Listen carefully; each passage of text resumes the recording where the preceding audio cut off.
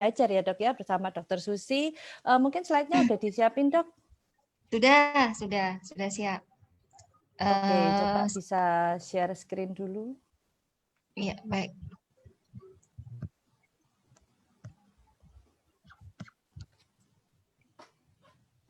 Untuk perkenalan ini Dokter Susi ini posisi di Semarang ya, saudara-saudara. Jadi Bapak Ibu sekalian kalau mungkin kepingin mau belajar sesuatu atau tanya apa dengan Dokter Susi ini di Semarang ya dok ya posisinya Ya, di ya. Semarang. Ya.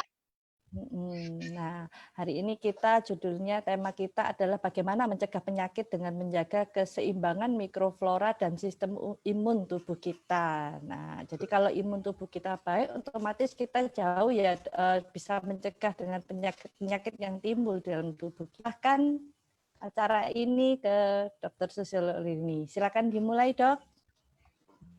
Terima kasih. Selamat siang semuanya. Assalamualaikum warahmatullahi wabarakatuh. Salam sejahtera bagi kita semua.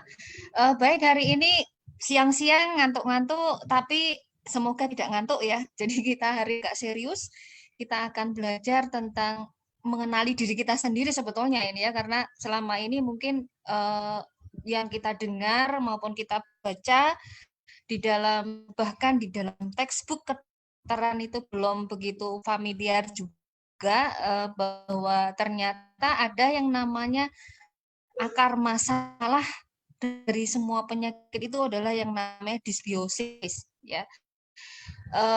Jadi kalau dulu menurut teori yang sudah mendarah daging dan menjadi dogma di dalam dunia kedokteran, penyakit itu misalnya penyakit bakteri atau virus gitu ya, oleh satu bakteri dan satu virus, harus satu bakteri atau satu virus. Ternyata sekarang penelitian membuka ternyata ada banyak virus dan banyak bakteri ada dalam tubuh kita, yang artinya bahwa sebetulnya penyakit itu tidak terjadi dari satu virus atau satu bakteri saja ya, akan tetapi karena perubahan ekosistem dalam tubuh yang disebut dysbiosis. Nah, kita akan ikuti satu persatu ya. Jadi kita kenali dulu diri kita bahwa kita ternyata adalah ekosistem yang berjalan ya. Mengapa kita disebut sebagai ekosistem yang berjalan? Karena tubuh kita ini terdiri atas banyak sekali mikroorganisme ya, baik itu bakteri, virus, fungi ya, dan kita ini sangat dipengaruhi oleh lingkungan kita ya. Dipengaruhi oleh tanah yang kita sentuh, dipengaruhi oleh makanan yang kita makan, udara yang kita hirup, ya, tumbuh-tumbuhan di sekitar kita. Jadi banyak sekali hal-hal yang mempengaruhi kita. Nah, bakteri itu ada berbagai macam bentuk. Secara sifatnya interaksinya dengan manusia ada 3 macam bakteri yang disebut. Yang pertama adalah simbion. Simbion ini ibaratnya orang yang sangat baik ya, teman, sahabat, orang yang sangat baik dan dia tidak akan berbuat jahat kan ya.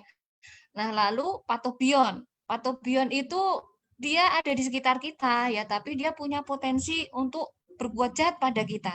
Akan tapi kalau yang di sekitarnya baik ya, kemudian yang baik ini juga mempunyai kekuatan yang banyak untuk mempengaruhi yang patobion ini justru bisa jadi baik gitu ya. Nah, lalu yang ketiga adalah amfibion. Amfibion itu ibaratnya orang munafik ya, di mana dia bisa jadi baik, bisa juga jadi jahat ya. Dan terkadang kita anggap dia baik gitu ya. Nah, bakteri ini ada macam-macam bentuk ya, ada yang kokus, ada yang basil, ada yang berbentuk koma dan lain-lain, dan dia mempunyai kemampuan adaptasi hidup di berbagai habitat. Dan bakteri ini ada yang bisa menyebabkan patogen, penyakit ya, berarti bakteri yang bersifat patogen. Nah, lalu ternyata manusia juga mempunyai virus di dalam tubuhnya ya. Misalnya nih di saluran napas ya, di saluran napas ada yang namanya Epstein-Barr virus, dulu dianggap sebagai virus yang sangat jahat yang bisa menyebabkan kita menderita kanker nasofaring ya, kanker pada tenggorokan ya. Lalu pada saluran yang menghubungkan antara mulut dengan saluran napas ya, yang namanya nasofaring. Nah, di situ ada yang namanya virus yang sekarang ini baru baru jadi trending topik yang masih menjadi misteri dan menyebabkan pandemi COVID ya, yaitu coronavirus. Nah, di dalam tubuh kita ini banyak sekali strain coronavirus dan sudah ditemukan sebelum SARS-CoV-2 ini ada beberapa human coronavirus yang menimbulkan penyakit. Nah, lalu di saluran cerna yang paling banyak. Di saluran cerna ini kita menjumpai banyak sekali virus yang juga bisa menyebabkan penyakit ya. Dan makanan yang kita makan itu juga membawa virus yang mempengaruhi ekosistem virus dalam saluran cerna kita. Nah, selain bakteri, virus, selain bakteri tadi dan virus, ada juga fungi ya. Fungi ini jamur ya. Contohnya kalau kita pengen tahu itu Candida. Candida itu penyebab keputihan pada wanita ya biasanya ya. Jadi Candida itu sebetulnya juga merupakan bagian dari jamur yang memang dia hidup di dalam tubuh kita. Nah, sekali lagi kalau kita bicara ekosistem ya, walaupun di sana ada misalnya di hutan ya, di sana ada singa, ada ular ya, kemudian ada rusa. Nah, walaupun semuanya itu ada yang karnivor dan dia bersifat berbahaya bagi manusia, akan tetapi ekosistem ini tetap harus ada ya, dan mereka punya aturan tersendiri, rantai makanan yang tersendiri, dan kalau ekosistem ini masih murni dan tidak terganggu, maka sebetulnya manusianya tidak akan terpengaruh dan tidak akan dimakan oleh singa, akan diserang oleh ular ya, walaupun potensi singa dan ular itu menyerang manusia itu mungkin saja gitu ya. Nah, jadi sekarang sudah ada konsep sehat dan sakit yang mulai bergeser ya, di mana paradigmanya itu sudah memandang mikroekologi manusia ya, di mana yang sehat itu bukan hanya didefinisikan ya oleh host, kemudian lingkungan dan faktor-faktor yang lain, misalnya agent begitu ya, akan tetapi ternyata kehidupan yang sehat itu terbentuk oleh beberapa faktor seperti mikrobiota ini ya, dan juga kesehatan usus yang terutama. Mengapa nanti kesehatan usus sangat penting di sini ya? Kemudian juga kesehatan otak, karena kesehatan pada usus ini akan mempengaruhi otak kita ya. Jadi ada sebuah quote yang mengatakan bahwa God is your second brain ya. Kenapa sampai disebut God sebagai the second brain itu ternyata bahwa apa yang terjadi pada usus dia akan mempengaruhi otak, dan usus ini kesehatannya dipengaruhi oleh mikrobiota ya. Jadi kalau ekosistem mikrobiota ini rusak, maka usus akan rusak, dan semuanya ini kalau sampai rusak ya akan mempengaruhi kehidupan kita. Nah, mikrobiota ini dianggap sehat kalau dia proporsinya itu seimbang ya. Proporsinya seimbang antara tadi ada 3 macam bakteri tadi ya, kalau bakteri ya. Jadi yang baru dipetakan sampai selesai itu bakteri, virus, kemudian fungi ya, belum lagi parasit, itu belum bisa dipetakan secara lengkap ya. Jadi dari komposisinya, kemudian proporsinya, dan juga perilakunya ya, perilakunya. Jadi patobion itu kalau dia bisa dikendalikan oleh simbion, maka patobion itu tidak akan berbahaya ya. Dia tidak akan menimbulkan penyakit. Nah, psikobiotik namanya, perilaku dari bakteri itu. Nah, lalu keseimbangan pada usus ya, keseimbangan pada usus itu kesehatannya dilihat dari strukturnya ya, struktur dari mukosanya, kemampuan dia mencerna makanan, kemudian sistem imun yang ada di situ, dan yang namanya sistem neuroendokrin ya, yang dia memproduksi zat-zat yang memancarkan sinyal sampai ke seluruh tubuh dan ke otak terutama ya, karena dia memproduksi sinyal-sinyal yang mempengaruhi saraf dan juga hormon ya. Kemudian gerakan dari usus itu sendiri, dan ini yang akan menjadi faktor penentu dalam kehidupan kita ya, mempengaruhi otak ya. Nah, otak sendiri dikatakan dipengaruhi oleh neurogenesis, perilaku, dan stres ya. Stres dia akan mengaruhi juga mikrobiota ya. Jadi pada orang-orang yang stres diketahui diversitas mikrobiotanya menurun ya. Jadi hidup sehat ini sangat ditentukan oleh 3 faktor ini. Nah, Selanjutnya, ini adalah bagaimana seseorang bisa sakit, faktor apa saja yang berpengaruh ya. Jadi pada kondisi yang sehat seharusnya yang namanya diversitas bakteri pada usus terutama densitasnya atau kepadatannya ya, keanekaragamannya, aktivitasnya itu harus dalam kondisi yang namanya homeostasis atau seimbang. Jadi Tuhan itu menciptakan kita dalam keseimbangan ekosistem, keseimbangan sistem imun, ya, keseimbangan sistem organ dan keseimbangan metabolisme. Nah, kalau semuanya seimbang maka akan terjadi kesehatan, ya. Tubuh kita sehat. Akan tapi ketika keseimbangan ini rusak, ya, maka akan terjadi penyakit. Nah, kerusakan dari keseimbangan ini ada disebut namanya disbiosis. Nah, faktor yang bisa mempengaruhi diversitas, kemudian densitas dan aktivitas dari bakteri pada usus ini, terutama yang paling besar adalah faktor manusia. Ya. Faktor manusia ini dipengaruhi oleh umur, ya, kemudian dipengaruhi oleh genetik, ya, stres tadi, kemudian proses fisiologis dalam tubuh kita, struktur anatomi dan fisiologis dari terutama saluran cerna, ya. Umur misalnya, semakin tua seseorang, maka keanekaragaman sistem imunnya akan semakin rendah kembali ke seperti kita masih anak-anak. Anak-anak sampai 2 tahun diversitas ekosistemnya juga masih rendah. Maka pada kondisi 2 tahun ini adalah fase yang sangat-sangat kritis dalam perkembangan ekosistem manusia, ya.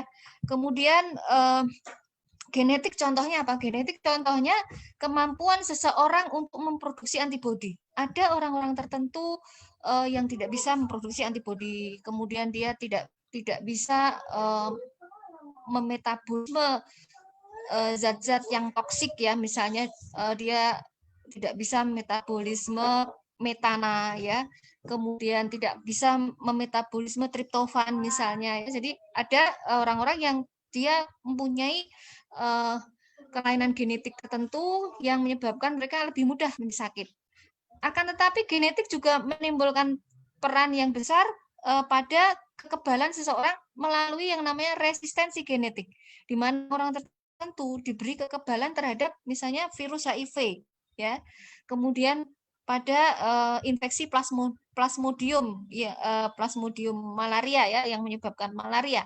Nah, jadi sebetulnya faktor genetik ini sangat bermacam-macam, dia bisa mempengaruhi kerentanan maupun Nah, lalu faktor eksternal. Faktor eksternal ini di sini ada makanan yang kita makan, ya, terutama makanan yang kaya serat, yaitu yang disebut prebiotik.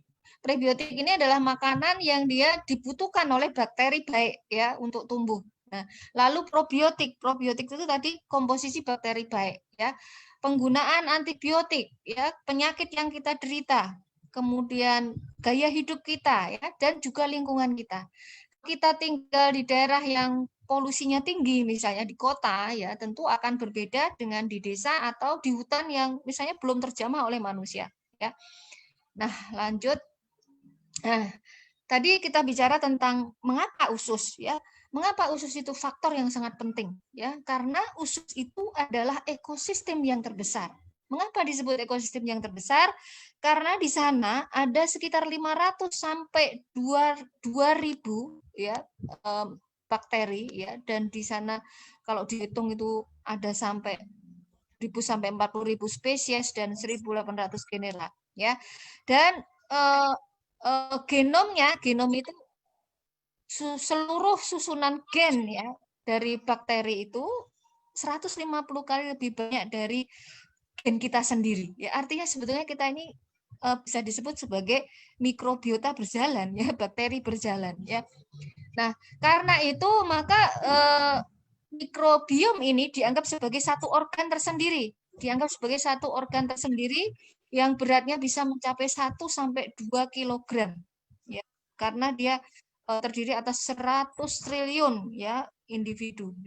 Karena itu maka benarlah kata Hippocrates, ya. Siapa Hippocrates itu? Hippocrates itu adalah bapak kedokteran modern, ya, di mana dia menyebutkan bahwa semua penyakit itu berasal dari usus, ya. Maka dia juga menyebutkan supaya kita menggunakan makanan kita sebagai obat. Ya, ada satu quote yang terkenal dari Hippocrates, "Let your food tie your medicine." Ya, itu ya. Jadi mengapa usus ini jadi salah satu faktor terpenting. Nah, ini ya. Jadi di usus kita ini ada 2000 spesies. Kemudian di situ beratnya 1 sampai 2 kilogram. Dan yang menarik, antar individu itu tidak ada yang sama. Ya, jadi walaupun kita kembar, ya, tetap tidak sama. Jadi kita masing-masing punya unik mikrobiom, ya, walaupun kita kembar. Dan kalau komposisinya berubah, maka bisa menyebabkan berbagai macam penyakit, ya. Dan hal ini disebut disbiosis, ya.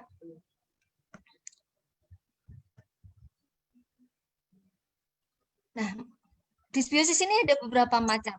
Yaitu yang pertama ada 3 macam, ya. Yaitu yang pertama adalah meningkatnya patobion.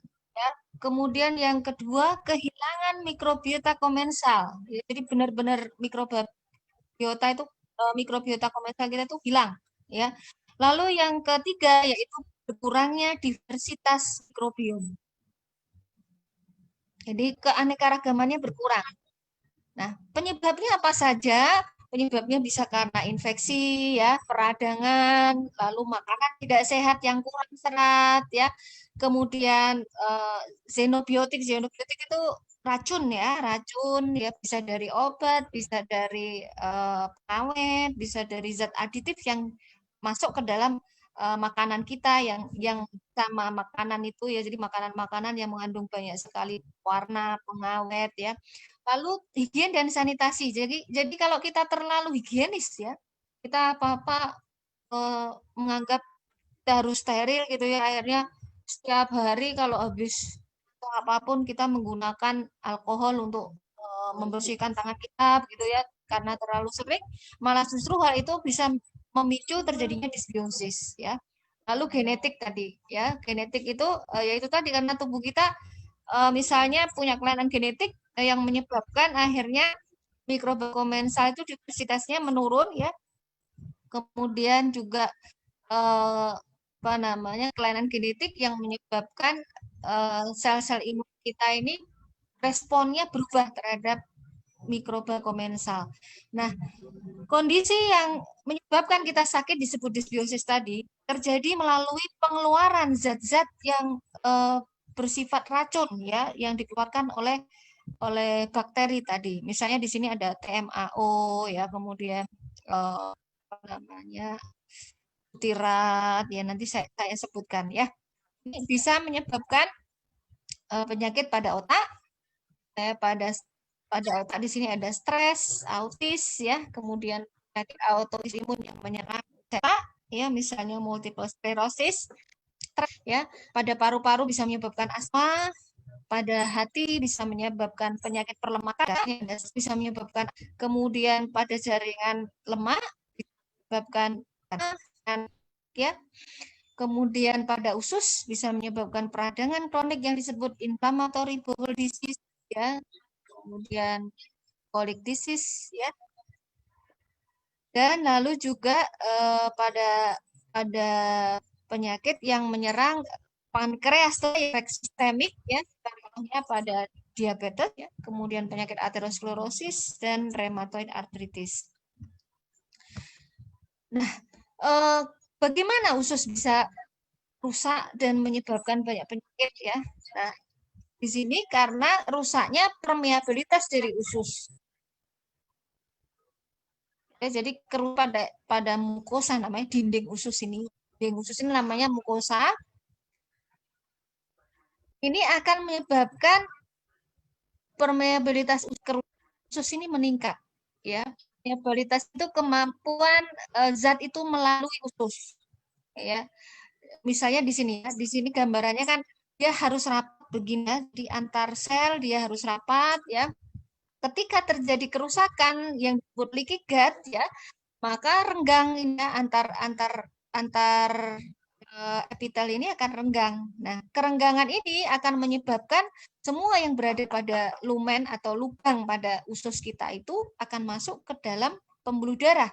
Nah, akan menimbulkan yang namanya circulating immune complex ya, karena dia akan memicu reaksi imun ya, diikat oleh antibodi dan dia akan dibawa kemana-mana oleh darah. Kalau dia ke otak, maka dia akan menyebabkan penyakit di otak, bisa menyebabkan peradangan yang menyeluruh dari tubuh manusia, menimbulkan kegagalan organ di seluruh organ manusia, bisa menyebabkan autoimmunity, ya autoimun, ya, dan juga gangguan malabsorpsi dan nutrisi sehingga terjadi defisiensi gizi, ya. Nah, penyebabnya bisa macam-macam, triggernya bisa karena protein yang terlalu tinggi tidak bisa dicerna, ya, kerusakan pada lambung. Jadi pada lambung ini harusnya pH-nya dia asam ya. Karena terjadi gangguan pada pH, ya pH-nya terjadi menjadi basa, maka akan terjadi disbiosis pada lambung yang itu akan mempengaruhi usus ya. Kemudian penggunaan antibiotik yang tidak rasional ya, infeksi misalnya influenza, jadi bukan hanya SARS-CoV-2 ya, SARS-CoV-1, MERS-CoV itu sebenarnya juga bisa menyebabkan gangguan leaky gut ini. Lalu kondisi glukosa darah yang meningkat itu juga bisa ya, kemudian antibodi yang rusak itu juga bisa men-trigger kehamilan, di mana hormon pada kehamilan akan mempengaruhi keanekaragaman ekosistem mikrobiota ya, kemudian stres ya, menopause ya, racun dan juga alergen dari makanan. Nah, gejalanya apa? Gejala secara umum ya, mungkin dari semua bau kita, bau keringat, bau kentut ya. Jadi kalau berbau kemungkinan kita mengalami dysbiosis ya. Bau pada mulut contohnya namanya halitosis ya. Jadi bau sekali mulutnya ya.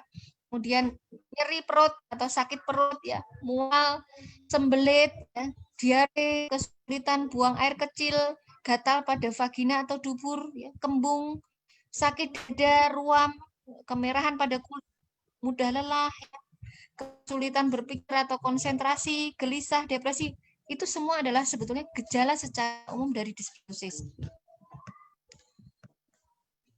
Nah, ini contoh bagaimana pengaruh dari makanan kita yang menyebabkan dysbiosis pada usus ya. Makanan yang bagaimana yang menyebabkan dysbiosis, yaitu yang tinggi lemak ya, tinggi lemak, kemudian makanan junk food ya, western food ya, yang bisa merusak usus ya, menyebabkan peredaran dari metabolit-metabolit yang dia bersifat memicu peradangan ya, hingga terjadilah kerusakan pada pembuluh darah yang disebut aterosklerosis ya di sini ya. Aterosklerosis itu penebalan dari pembuluh darah dan kekakuan pada pembuluh darah karena penumpukan lemak ya pada pembuluh darah ya. Kemudian bisa menyebabkan yang namanya trombolepasnya plak dari lemak yang menempel pada pembuluh darah sehingga dia terbawa aliran darah dan dia bisa menyumbang aliran darah dimanapun dia nyangkut ya. Kalau dia nyangkutnya ke jantung bisa muncul sebagai penyakit jantung. Kalau dia nyangkutnya ke mana, ke otak, dia bisa muncul sebagai stroke gitu ya. Nyangkut ke paru-paru bisa terjadi sesak nafas dan gagal nafas ya. Nah kemudian diet yang tinggi serat akan memproduksi yang namanya SCVA. SCVA ini adalah short chain fatty acid. Jadi asam lemak rantai pendek yang dia diperlukan dalam regulasi tekanan darah dan juga dalam regulasi sistem imun ya. Nah, dia bersifat baik ya, dia bisa mencegah kerusakan dan peradangan karena peredaran dari zat toksik tadi. Nah, kemudian antara usus dengan organ lain itu terjadi keterkaitan. Maka itu yang menjelaskan mengapa seperti misalnya pada COVID ini ya, gejala-gejalanya selain ada diare juga bisa terjadi sesak pada napas ya, karena ternyata yang namanya kerusakan ekosistem pada pada usus ya, dia akan mempengaruhi hasilnya peradangan yang akan dibawa secara sistemik ke organ lain termasuk di paru-paru dan menyebabkan kerusakan di paru-paru. Demikian juga adanya kerusakan dinding usus tadi akan menyebabkan peredaran dari bakteri-bakteri yang ada di dalam usus masuk ke dalam sistem aliran darah dan pembuluh limfe dan menyebabkan penyakit di semua organ termasuk di paru-paru. Nah, pemberian bakteri baik terbukti dapat melindungi ya dari kerusakan-kerusakan secara sistemik ini pada orang-orang yang mengalami disbiosis pada usus. Nah, ini disbiosis pada usus pada kasus COVID-19 ya, di mana disbiosis pada COVID ini dia menyebabkan penurunan dari sel-sel imun ya tertentu yang terutama NK sel ini ya, yang ini akan menyebabkan virus jadi lebih mudah menyerang dan akhirnya sel imun yang lain berkurang ya, dan akhirnya terjadi peradangan yang hebat dan kerusakan yang hebat menyerang paru-paru sehingga gambaran parunya ini terlihat seperti ini. Jadi yang namanya paru-paru ini terdiri dari alveoli namanya ya. Jadi gelembung-gelembung yang berfungsi untuk menyerap udara ya, menyerap oksigen ya. Yang kalau dia mengalami kerusakan maka di situ akan terjadi jaringan parut yang berlebihan ya sehingga paru-parunya akan menjadi padat. Nah, ini yang terjadi pada COVID. Nah, disbiosis ini sebetulnya bisa terjadi jauh sebelum kita terserang virus ya atau sebelum dahulu sebelum kita lahir, karena ekosistem kita ini dipengaruhi pembentukannya pertama kali ketika dalam rahim. Ketika ada pembentukan ari-ari ya, maka sebetulnya pada saat itu tubuh ibu itu membentuk ekosistem dari anaknya. Pertama dibentuk dari mulut ibu ya, kemudian dari usus ibu. Nah, penggunaan antibiotik pada masa ini juga akan mempengaruhi ya. Kemudian pada saat menyusui, seorang ibu yang menyusui makanya tidak boleh sembarangan memakan obat ya, antibiotik terutama ya, dan juga dia harus sangat menjaga pola hidup ya, kemudian pola makannya ya, karena akan mempengaruhi air susunya. Selain itu, kalau anak itu tidak disusui juga akan mempengaruhi sistem imunnya ya, karena itu tadi 2 tahun itu adalah masa penting untuk perkembangan ekosistem dan juga untuk perkembangan sistem imun. Ada sistem imun yang tidak akan terbentuk bila kita tidak terpapar oleh mikrobiota komental ya. Jadi ada yang tidak akan tumbuh ya. Nah, ini akan menentukan kesehatan anak itu bukan hanya pada saat dia anak-anak, bahkan sampai dia nanti dewasa ya. Bisa terjadi chronic disease ya, seperti penyakit jantung, kegemukan, diabetes, alergi ya. Nah, ini gambaran bagaimana mikrobiota pada anak itu sangat dipengaruhi oleh ibunya. Nah, ini gambarannya kalau ibu kegemukan saja itu akan menimbulkan anaknya akhirnya mengalami gangguan metabolisme ya, maka kita pada saat hamil harus benar-benar menjaga ekosistem kita, terutama yang tidak kita sadari apa biasanya. Skincare ya, kemudian sabun ya, penggunaan kosmetik harus hati-hati ya. Jadi pilihlah nanti skincare atau kosmetik dan juga sabun yang dia ramah terhadap. Nah, ini gambaran bagaimana tubuh kita ini mempunyai keterkaitan secara anatomis ya. Misalnya di dalam amandel itu tahu nggak amandel? Amandel itu organ yang ada di dalam nasofaring ya, dalam mulut kita yang di akhir dari mulut kita ya, yang sering meradang ini biasanya. Nah, di sini nih kalau tidak paparan mikrobiota dia tidak akan terbentuk ya, berbeda dengan yang ada di misalnya di usus ini ya. Payer parts itu ada di usus halus ya. Kemudian appendix, usus buntu dan usus besar kita ada yang namanya colonic parts ya. yang di sini kalau tidak terpapar oleh mikrobiota komensal, maka dia tidak akan mengalami pematangan ya, walaupun pada saat lahir ini sudah terbentuk ya. Nah, ini seperti titik-titik akupunktur ya, maka disebut sebagai inductive site.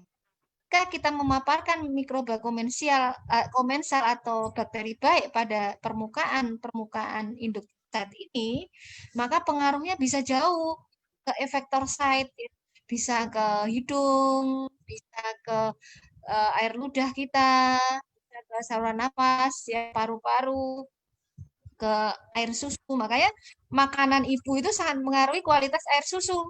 Ya, karena tadi ya, karena adanya ini. Nah, lalu usus halus kita ke usus besar dan juga ke saluran reproduksi manusia. Nah, apa yang ibu makan, infeksi yang diderita ibu ya, dia akan mempengaruhi sistem imunnya dan ini akan mempengaruhi sistem imun anak ya. Dan mengapa menyusui itu sangat penting?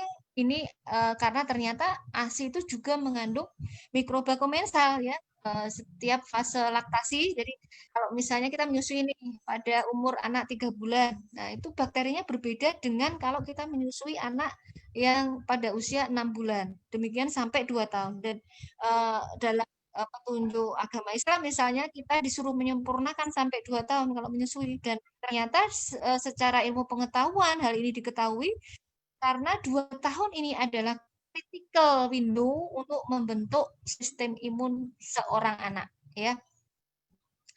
Kemudian ini ya. Nah, bagaimana kalau misalnya kita ketahui seorang ibu itu mengalami disbiosis ya, maka perlu diberikan makanan atau suplementasi pada masa kehamilan ya, terutama pada sebelum dia hamil ya, sebaiknya orang yang dia berencana untuk hamil atau sebaiknya ya berencana mau menikah itu sudah mengkonsumsi ya, karena biasanya orang menikah kalau dia subur juga langsung hamil. Nah, kemudian pada masa akhir kehamilan terutama, karena pada masa akhir kehamilan ini karena pengaruh hormonal, diversitas ekosistemnya akan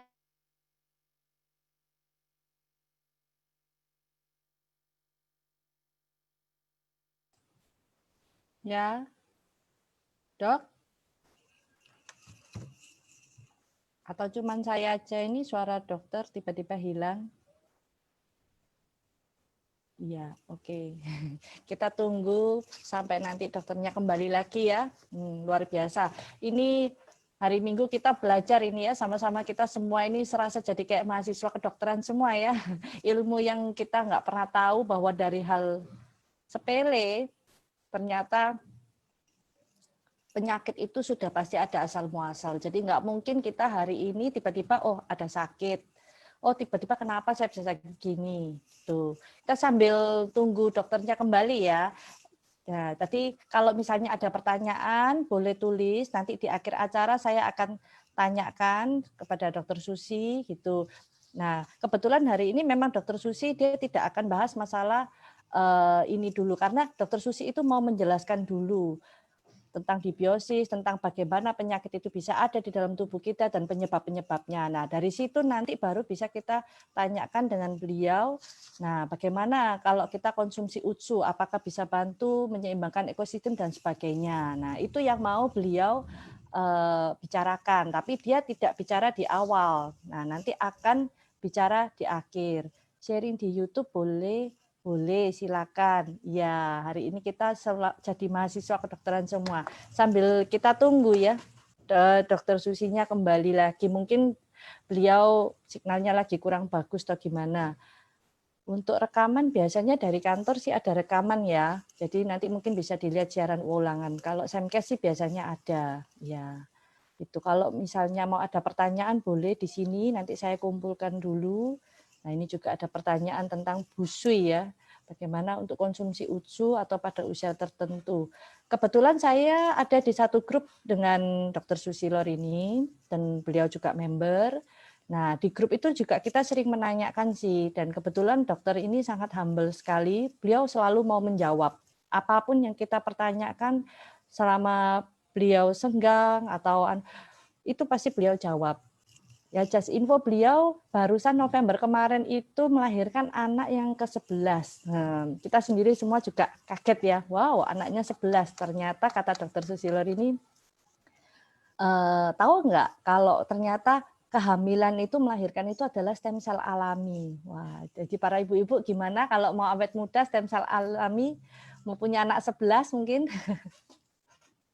Iya, iya betul 11 dan gitu. Untuk HP Dokter Susilo ini nanti mungkin saya akan tanyakan private ke beliau ya, karena beliau juga aktivitasnya sibuk banget.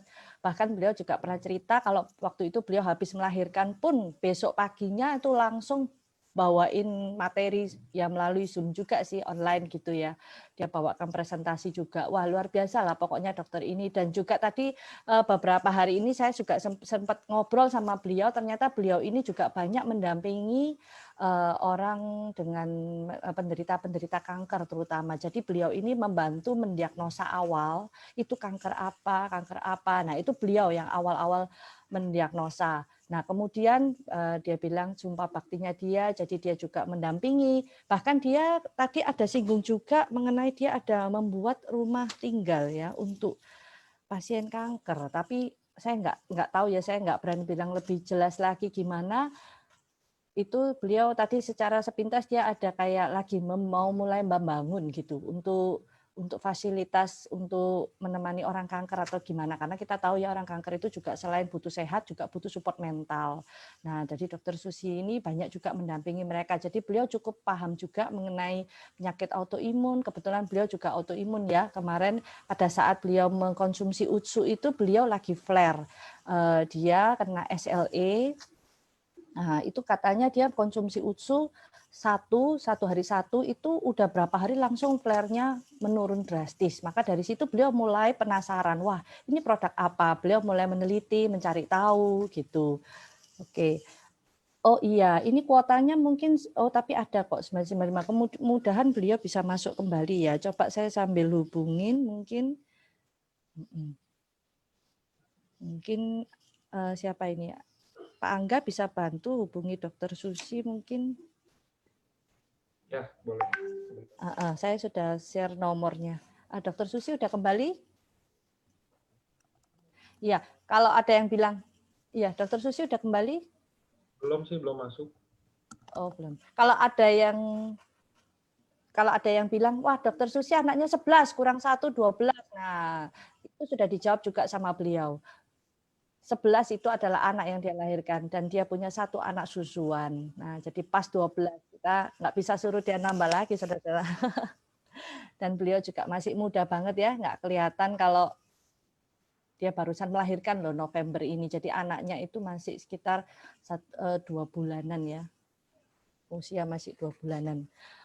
Tolong tanyain untuk penderita kusta. Oke, saya akan pertanyaannya nanti coba saya tanyakan ya kalau misalnya beliau udah kembali. Tadi masih ada pertanyaan mengenai busui juga. Tuh. Ya, ada Dokter Endang Purwaningsi, ya sama-sama di Semarang ya Bu ya. Mungkin bisa Bu nanti kontekan. Beliau tuh sangat humble sekali. Dokter Susi ini di grup pun dia nggak lelah ya. Maksudnya kadang pertanyaan dari teman-teman Konnichiwa juga beliau bantu satu persatu. Ya bersyukurlah saya berada satu grup dengan beliau ya. Beliau juga, saya juga nggak nyangka sih. Jadi beliau juga bukan orang yang sembarangan konsumsi produk atau ikut produk A, B, C ya. Dia juga pernah bilang, saya sebelum konsumsi ini saya juga teliti dulu kok. Saya juga cari tahu dulu apa ini isinya, apa komposisinya. Nah, Dokter Susi sudah kembali.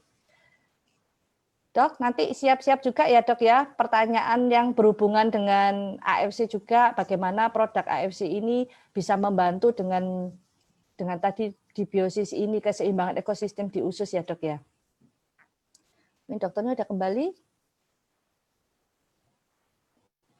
Udah kembali. Tolong cara penggunaan produk AFC untuk autoimun arthritis. Oke, nanti kita akan tanyakan. Saya akan tampung dulu pertanyaannya. Dokter Susi udah kembali ya Pak Angga? Udah, cuman sebentar saya kayak belum unmute suara. Sudah. Oke, ya dok. Nanti ini dikasih kesempatan juga rekan-rekan AFC di sini juga mereka bertanya setelah ya. lihat melihat, iya, setelah mereka melihat tadi penjelasan Dokter Susi, wah ternyata usus ini berperan penting banget ya dalam tubuh dan ternyata penyebabnya juga banyak. Nah, terus dengan konsumsi UTSU ini atau subarasi, nah gimana? Terus juga tadi yang Ya, mengenai busui tadi itu apakah aman juga kita konsumsi? Nah, mereka juga butuh pingin tahu juga ya Dok ya kaitannya ya, siap. penyakit ini.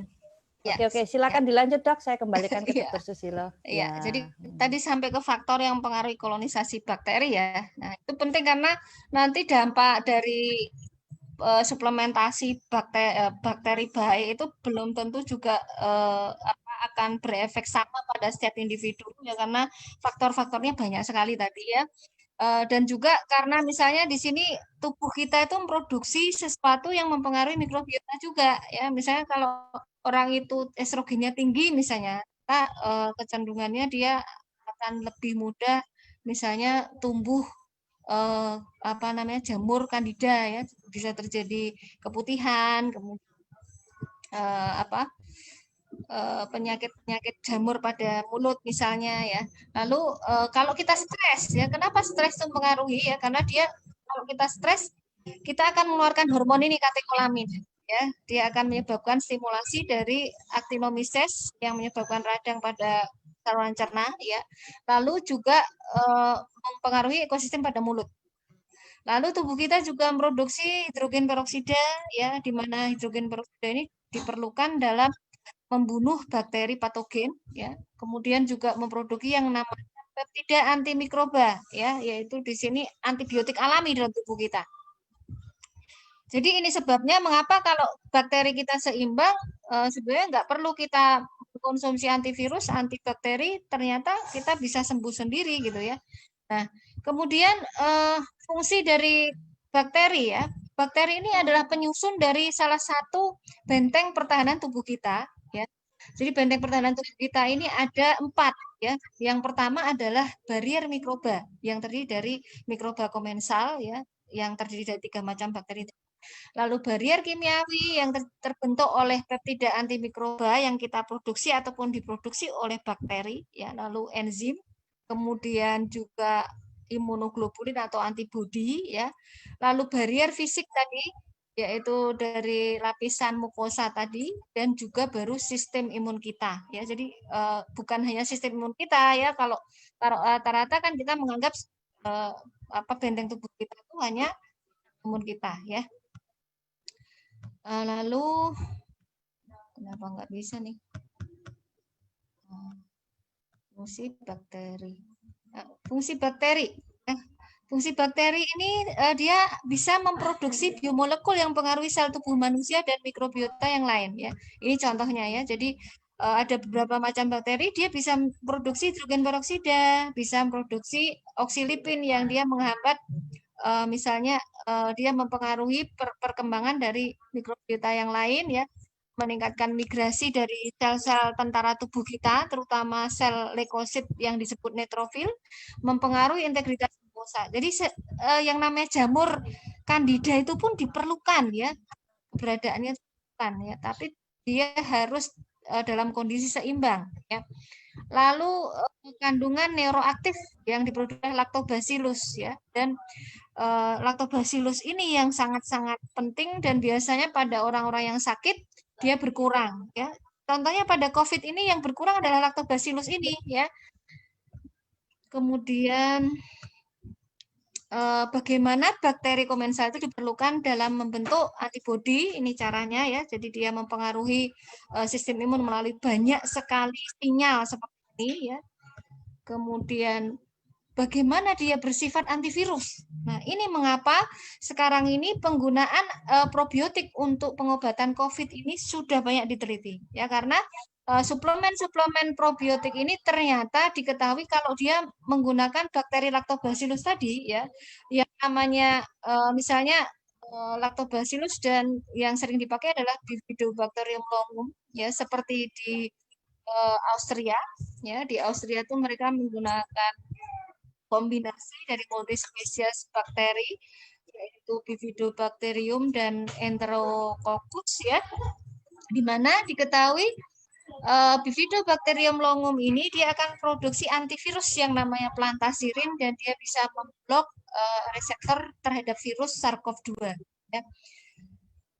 Kemudian ternyata pada penyakit paru ya yang mengalami disbiosis pada usus ya, ketika diberikan probiotik maka dia akan mampu menyembuhkan jaringan paru yang rusak karena infeksi dari bakteri dan virus ya.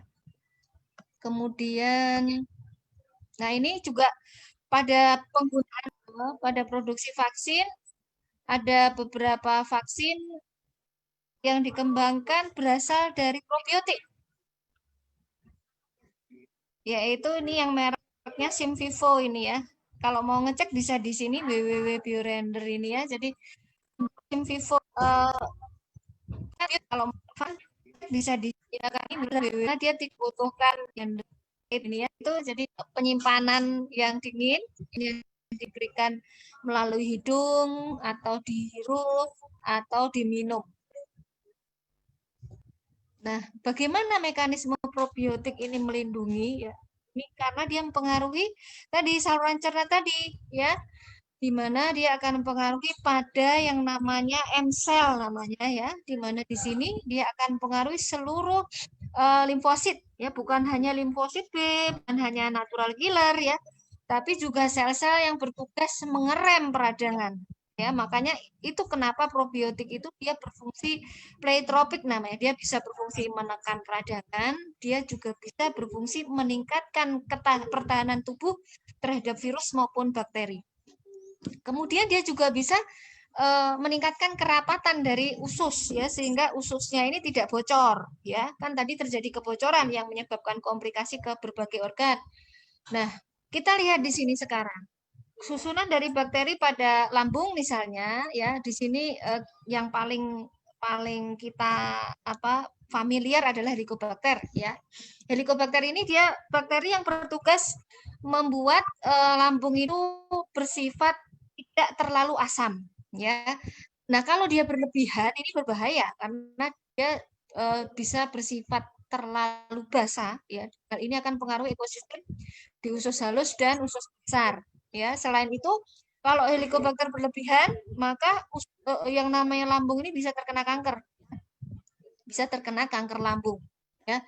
Nah, kita lihat di usus 12 hari di sini ada enterokoki dan lactobacillus. Nah, ini yang kita perhatikan sekarang ya. Jadi lactobacillus dan enterokoki ini sangat penting keberadaannya dalam hal penyerapan makanan ya. Kemudian dia juga mempengaruhi pertahanan tubuh di dalam usus terutama ya. Lalu di dalam usus besar kita perhatikan di sini ada Bifidobacterium ya. Bifidobacterium contohnya yang ada pada produk AFC ada Bifidobacterium longum ya. Kemudian juga ada Enterococcus ya, contohnya Enterococcus faecalis. Nah, kedua bakteri ini sangat spesial ya. Kenapa?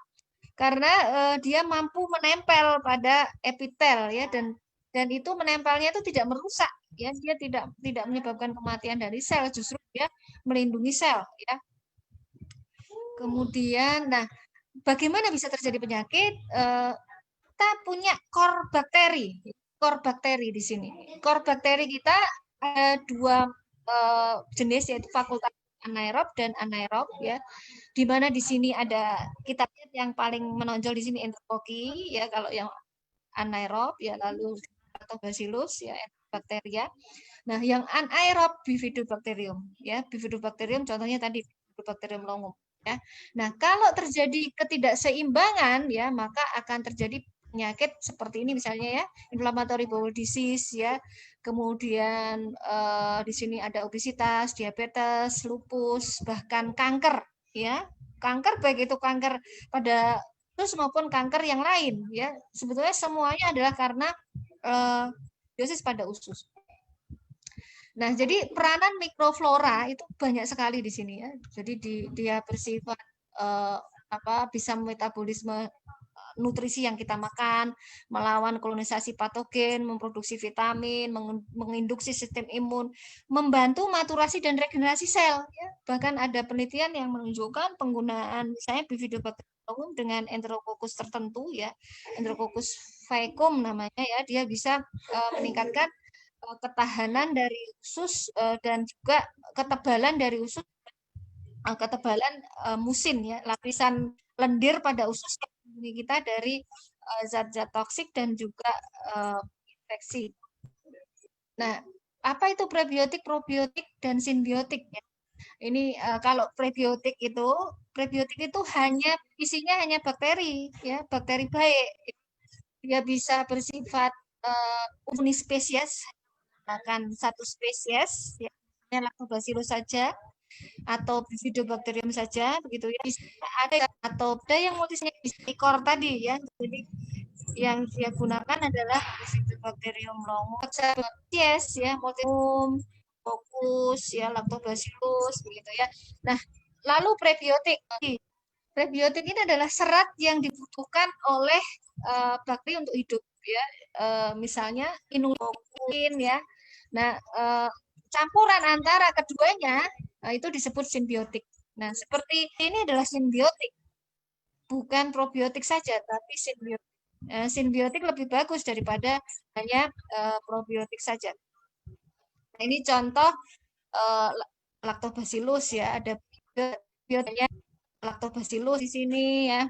Lactobacillus ya.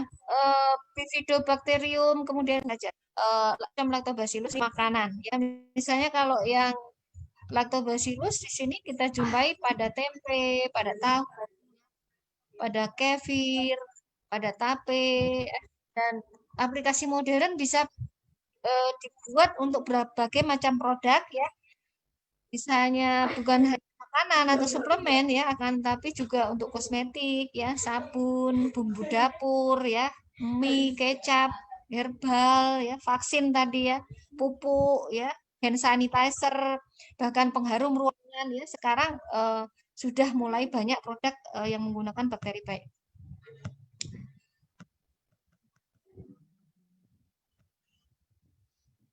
Nah, ini bagaimana mekanisme bakteri membantu tubuh kita produksi antibodi dan antimikroba alami ya, tapi harus dibantu oleh diet yang sehat ya. Kalau kita mengkonsumsi suplemen tapi tidak memperdulikan makanan kita, kemudian gaya hidup kita, maka suplemen itu tidak akan berguna ya. Jadi tetap kita harus memperhatikan diet yang sehat. Karena diet yang sehat ini sangat diperlukan ya, bersinergi dengan bakteri baik. Nah, lalu diet yang bagaimana? Diet yang kaya serat, diet yang kaya vitamin ya, bisa dari buah-buahan ya, misalnya kalau dalam itu ada apa? Buah kiwi ya. Kemudian ada nanas ya, kemudian buah-buah yang lain misalnya anggur ya. Semuanya kaya dengan vitamin, bukan hanya vitamin C ya. Yang buah-buah berwarna itu biasanya kaya vitamin A ya. Nah, vitamin A ini penting. Kenapa? Vitamin A ini akan diubah menjadi satu zat yang namanya retinoic acid. Karena lingkungan yang kaya retinoic acid itu diperlukan untuk stimulasi sistem imun yang seimbang. Ya, jadi yang namanya imun aktivasi itu tidak selalu memicu peradangan, ya. Tapi dia memicu sistem respon imun yang seimbang sehingga dia bisa mengenali patogen dan melawan patogen, mengenali bakteri baik dan toleran terhadap bakteri baik. Jadi inti dari sistem imun yang seimbang itu kalau responnya terhadap bakteri adalah kalau dia baik ya harus ditoleransi, kalau dia jahat dia harus dilawan atau dia diubah menjadi baik. Kemudian juga mentoleransi sel-sel tubuh kita sendiri ya. Jadi sistem imun yang baik itu harus toleran terhadap sistem imun sel-sel imun kita sendiri, sel-sel tubuh kita sendiri. Nggak boleh sel tubuh kita itu diserang atau justru dirusak oleh sistem imun ya. Nah, sinergi antara mikrobiota baik ya, baik dari makanan maupun dari suplemen itu membutuhkan vitamin A ya. Maka kalau bisa ya kita mencari suplemen-suplemen yang dia sudah ada vitamin A-nya ya, sudah ada vitamin A-nya.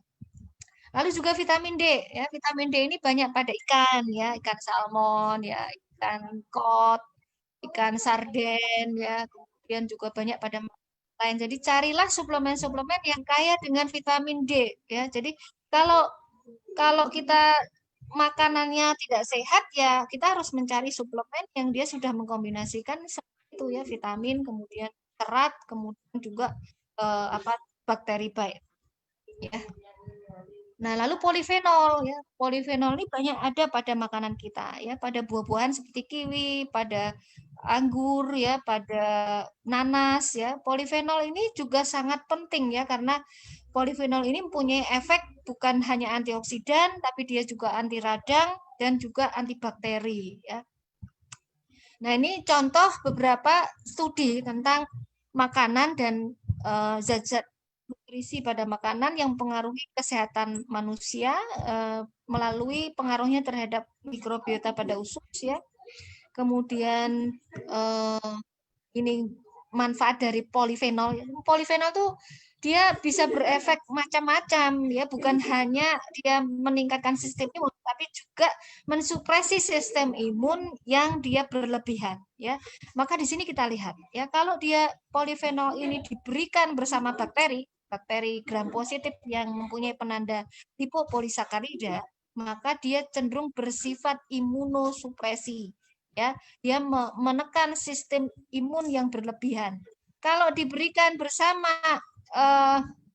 interferon ini bisa diproduksi oleh tubuh kita karena paparan polifenol ya, maka dia bersifat imunoaktivasi. Nah, kemudian kalau dia LPS dan polifenol tadi ya, dia bisa merangsang proliferasi dari sel-sel yang menekan peradangan ya, sehingga terjadilah sistem imun yang seimbang. Maka sebetulnya formula simbiotik ini kerjanya imunomodulasi ya. Dia tidak hanya meningkatkan, tapi dia juga menyeimbangkan ya, bukan hanya meningkatkan ya. Nah, ini kemudian pengaruh diet. Mengapa banyak orang mengkonsumsi suplemen tapi kok hasilnya tidak ada efeknya? Ya, salah satu contohnya karena dia mungkin dietnya tidak sehat, dietnya kurang serat ya. Diet yang kurang serat ini bisa kita lihat di sini gambarannya, mikrobiotanya lebih sedikit ya. Dia lebih rentan untuk mengalami infeksi ya, karena sel-sel imunnya juga di sini di limpanya sedikit sel-sel imun yang diproduksi di limpanya. Jadi organ yang produksi sel imun itu salah satu contohnya adalah di limpa, kemudian di timus ya namanya ya, timus ya. Kemudian di tadi di payer parts, kemudian di getah bening dan sumsum tulang ya. Kalau kita makan yang nggak sehat, paru-paru kita sistem imunnya juga lemah karena tentara-tentara tubuh yang berjaga di situ lebih sedikit ya. Berbeda kalau kita makan tinggi serat. Makanan yang tinggi serat itu akan meningkatkan aktivasi dan produksi sistem imun pada sumsum tulang ya, sehingga banyak tentara-tentara tubuh yang bisa beredar ke seluruh tubuh kita, sehingga paru-paru kita juga dijaga oleh tentara-tentara tubuh lebih banyak, dan akibatnya kalau terdapat infeksi dia akan cepat melawan ya. Nah, bahaya makanan yang tidak sehat ya, dari pertanian yang menggunakan pestisida misalnya ya, herbisida. Nah, itu tidak sehat ya, itu akan mempengaruhi diversitas ekosistem, baik itu lingkungan kita maupun tubuh kita. Peternakan ya, pada hewan-hewan yang diternak yang mendapatkan antibiotik ya, kemudian makanan yang dia konsentrat, itu juga dia akan mempengaruhi diversitas dan produksi hormon-hormon yang ada di dalam tubuh peternak itu ya, sehingga seperti susu sapi itu kita harus lihat misalnya susu sapi ini, sapinya diternak dengan cara apa ya. Kalau dia farming dan mendapatkan banyak konsentrat dan bakteri antibiotik ya, kita harus hati-hati dengan susu seperti itu. Lalu sumber air ya, kemudian juga pengolahan makanannya, penggunaan misalnya zat adif, pengemasan makanan menggunakan foam ya, plastik, lamin, itu juga akan mempengaruhi. Kemudian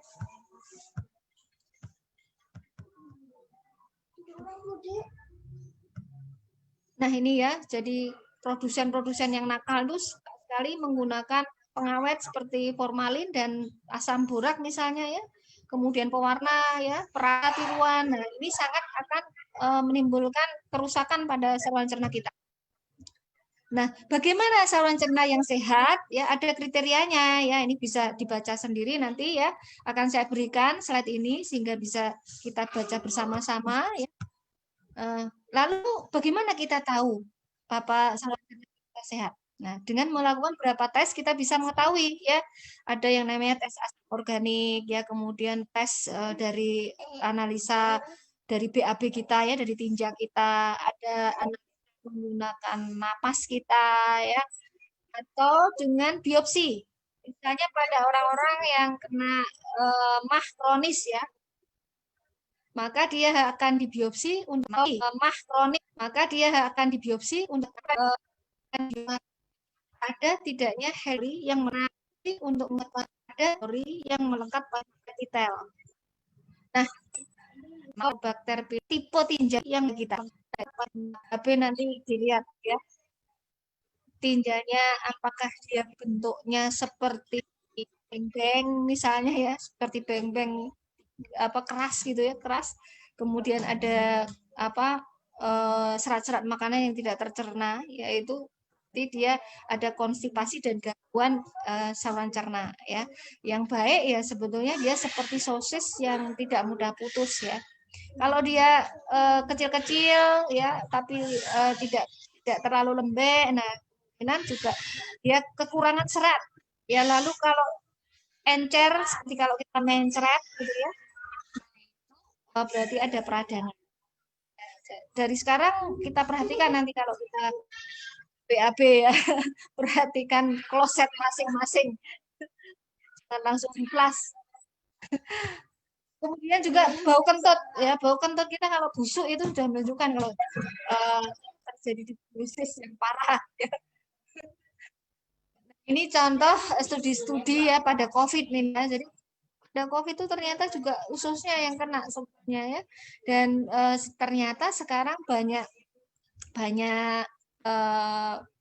negara yang melakukan studi menggunakan probiotik ya. Jadi untuk mengatasi COVID itu. Jadi di Austria itu justru malah pakai probiotik yang menggunakan Bifidobacterium longum ya.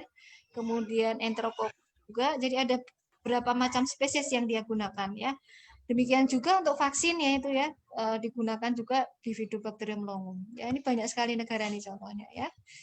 Terus makanan. Nah, makanan kayak misalnya apa di sini bumbu dapur seperti bawang putih ya, kemudian jahe, kemudian apalagi nih ya, titri, teh ya, teh minyak esensial dari teh. Kemudian ada banyak sekali nih ya, nanti kita sendiri. Jadi inti dari jaga kesehatan adalah sayangi mikroba komensal dengan pola hidup sehat, konsumsi makanan atau suplemen biotik yang karenanya usus kita akan menjadi sehat ya, dan mereka sesungguhnya akan menjadi tentara yang akan menjaga tubuh kita. Untuk bukan hanya infeksi loh ya, termasuk tumor ya. Masuk tumor ya. Jadi seperti tumor itu kalau sistem imun kita baik, sistem imun kita ada yang namanya natural killer. Nah, natural killer ini adalah tentara khusus ya, ibaratnya tentara apa ya kalau tentara Densus 88 bukan ya. Pokoknya tentara khusus yang punya senjata yang sangat luar biasa, dia mampu melubangi sel tumor ya, kemudian membom sel tumor itu sehingga sel itu akan mati ya. Jadi itu sampai di sini saja. Kita lanjutkan dengan diskusi ya. Terima kasih. Saya kembalikan waktunya lagi, Cynthia. Ya, Dok, terima kasih. Wow, penjelasannya ini benar-benar detail ya, sampai juga menampung pertanyaan dari rekan-rekan AFC, luar biasa. Tanpa dokter menyinggung tentang UTSU atau SUBA, bagi orang yang sudah teredukasi dari Utsu Suba sendiri langsung bisa menghubungkan ya, kayak saya tadi ya, begitu dokter singgung masalah bakteri Bifidum lohum itu saya langsung itu ada di Utsu. Kayak dokter pada saat bilang kita butuh kiwi, nanas apa. Nah, itu semua kan adalah bagian ingredient dari Utsu ya, Dok ya. Nah, ini ada yang pertanyaan utama ya, Dok ya. Ini yang viral ini pertanyaannya. Dan tadi saya baik rekan-rekan juga banyak yang masuk di WhatsApp saya, juga tanya baik melalui Facebook ataupun melalui Zoom. Banyak yang tanya mengenai, tadi terakhir dokter juga bilang masalah tumor dan cancer ya, Dok ya. Nah, ini ada yang nanya mengenai yang IGF-1, kalau nggak salah ya, bahasanya IGF-1 ya, Dok ya. Nah, kalau mereka Nah, itu ada yang nanya nih, Dok, apakah aman mengkonsumsi Utsu atau Suba pada saat mereka itu kan dicurigai bisa meningkatkan IGF-1 tuh, Dok. Nah, itu gimana, Dok, penjelasannya, Dok? Iya, jadi makanan kita, semua makanan kita, kalau dia mengandung kolesterol, mengandung karbohidrat, dia diserap oleh dimetabolisme oleh tubuh gitu ya, bisa memproduksi GF1 ya, termasuk misalnya ayam yang kita makan, gula yang kita konsumsi, gorengan ya. Jadi kalau itu misalnya berlebihan ya, kemudian tidak diimbangi dengan misalnya diet yang sehat tadi, kaya serat, tidak ada bakteri tadi ya, tentu hal itu akan menimbulkan masalah ya kan, pada orang-orang yang terutama dia punya cacat genetik. Kan tiap orang itu bagaimana dia sakit, terutama faktor dari host yang mempengaruhi itu banyak ya. Jadi ada faktor genetiknya, kemudian ada pola makan, pola hidup. Nah, orang-orang yang menderita kanker ini sangat sensitif terhadap IGF karena dia biasanya punya kelainan genetik di mana reseptor dari tubuhnya itu ada namanya sel yang menangkap IGF itu lebih banyak biasanya ya. Kemudian dia juga punya kecenderungan memproduksi estrogen yang tinggi karena sebetulnya IGF ini mengapa ditakutkan memicu tumor misalnya, ada kaitannya dengan estrogen ya. IGF ini adalah bahan baku dari estrogen ya. Jadi IGF ini nanti akan juga pertumbuhan melalui reseptor-reseptor pada. Tapi ada bukti penelitian bakteri baik itu dia punya mekanisme lain ya, di mana dia akan menghambat salah satu enzim yang memicu pertumbuhan ya, pertumbuhan dari yang tumor yang tidak normal kan, itu pertumbuhan tidak normal ya kan. Kalau pada orang yang normal ya tidak akan terjadi itu tadi pertumbuhan yang tidak berlebihan. Kalau di sini ada bakterinya, kemudian ada polifenolnya. Polifenol sendiri misalnya, dia punya efek menekan misalnya pertumbuhan yang abnormal melalui beberapa mekanisme ya, bukan hanya dari menekan enzim yang meningkatkan perkembangan tumor ya, namanya enzim tirosin kinase ya. Nah, kemudian menekan bersifat antioksidan, menekan radikal bebas kita ya. Kemudian juga menekan peradangan berlebihan yang menjadi salah satu kunci dari pertumbuhan tumor. Sebetulnya tumor bisa tumbuh itu kombinasi dari radikal bebas yang banyak dalam tubuh, kemudian sinyal-sinyal pertumbuhan yang berlebihan dalam tubuh karena reseptor yang berlebihan tadi, atau dia terlalu berlebihan dalam produksi hormon ya. Kemudian adanya peradangan yang kronik ya, yang sebetulnya kalau kita konsumsi sesuatu yang mengandung polifenol ditambah bakteri baik ditambah serat ya, tentunya akan ada mekanisme-mekanisme lain yang ya akan menghambat efek negatif. Jadi misalnya tadi tirosin kinase tadi ya, dengan memproduksi enzim menghambat sesuatu yang menghambat enzim tirosin kinase ya, kemudian juga mempengaruhi natural killer ya. Jadi nggak usah khawatir ya, walaupun IGF-1 naik karena dia dihambat oleh komponen lain dari suplemen ini ya, dia menghambat Makanan ini ya, tirosin Dok, ya. kinase, kemudian menghambat radikal bebas, dia memicu natural killer, tentunya negatif ini diharapkan tidak akan terjadi. Ya, walaupun tetap kita harus melihat dengan penelitian-penelitian yang menguji ya, apakah ini punya efek samping atau tidak. Tapi sesuatu bisa diizinkan dipasarkan kalau itu berupa makanan, izinnya pasti sudah melewati uji toksisitas, nggak mungkin tidak melewati uji toksisitas ya. Apalagi kalau itu dikhawatirkan memicu misalnya hormon ya. Maka di sini apalagi dia berasal dari stem cell ya. Stem cell itu untuk bisa dipasarkan dia harus melewati uji supaya dia tidak menyebabkan yang namanya tumorigenesis ya, tidak menyebabkan kanker ya. Nah, yang pada usus ini bukan stem cell sebetulnya, akan tetapi sekretom namanya. Sesuatu yang diproduksi oleh stem cell, yaitu berupa peptida. Peptida ini protein ya. Jadi bukan stem cell hidup ya.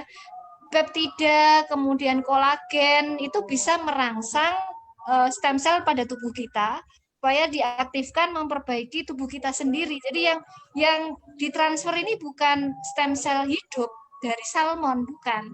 Akan tetapi peptida dari salmon, dari sardin, kemudian yang namanya RNA dari salmon ya. Karena tubuh kita itu sebenarnya dipengaruhi secara genetik oleh RNA pada makanan kita ya. RNA itu materi genetik. Materi genetik namanya ribonukleik acid yang dia bisa mempengaruhi gen kita ya. Ada yang namanya mikroRNA. Nah, mikroRNA ini bisa mempengaruhi ke tingkat genetik kita. Jadi mengapa orang disebutkan ada quote you are what you eat. You are what you eat itu karena mikroRNA pada itu bisa mempengaruhi secara genetik kita. Ya, gitu ya. Jadi bagaimana peptida-peptida dari makanan kita, kemudian RNA dari makanan kita yang berupa mikro RNA maupun transfer RNA ya tRNA itu bisa mempengaruhi ke sel tubuh kita melalui mekanisme horizontal transfer gen namanya ya, sehingga dia berefek stimulasi regenerasi sel kita ya. Maka jangan heran kalau orang tambah muda kelihatannya ya kalau mengkonsumsi plasenta ya, mengkonsumsi plasenta, kemudian mengkonsumsi. Jadi kesimpulan aman ya, Dok ya. Maksudnya kan karena produk kita ini berupa makanan ya. Jadi nggak mungkin kalau sudah sama AFC sudah sampai di launchingkan begini dan udah dapat izin BPOM segala kan, jadi kan berarti sudah pasti melewati banyak penelitian ya, Dok ya, pastinya ya. Iya benar sekali. Apalagi ini ekspor ya, diekspor keluar ya. Syarat-syarat untuk bisa diekspor apalagi di Jepang itu sangat ketat. Nggak mungkin dia tidak akan melewati uji safety ya namanya. Jadi kalau untuk makanan itu kan yang terpenting uji safety ya.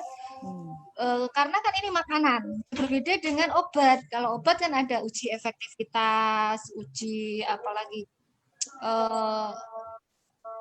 uji post marketing surveillance ya, karena kalau dia ada efek samping gitu ya. Kalau ini makanan, efek samping dari makanan tuh kalau kita makan dalam konsumsi yang sangat besar kan. Nah ini kan ada dosisnya juga ya. Misalnya diabetasol itu kan juga makanan ya, disasarkan sebagai makanan misalnya. Itu kan ada dosisnya. Ya asal kita mengkonsumsi sesuai anjuran ya nggak masalah ya, walaupun kita harus hati-hati misalnya pada orang tertentu yang alergi ya, alergi misalnya ikan gitu ya, maka kalau itu produk yang mengandung ikan ya kita harus hati-hati, bukan berarti tidak boleh ya, mungkin dengan dosis kecil dulu ya, karena ini seperti terapi alergi makanan ya.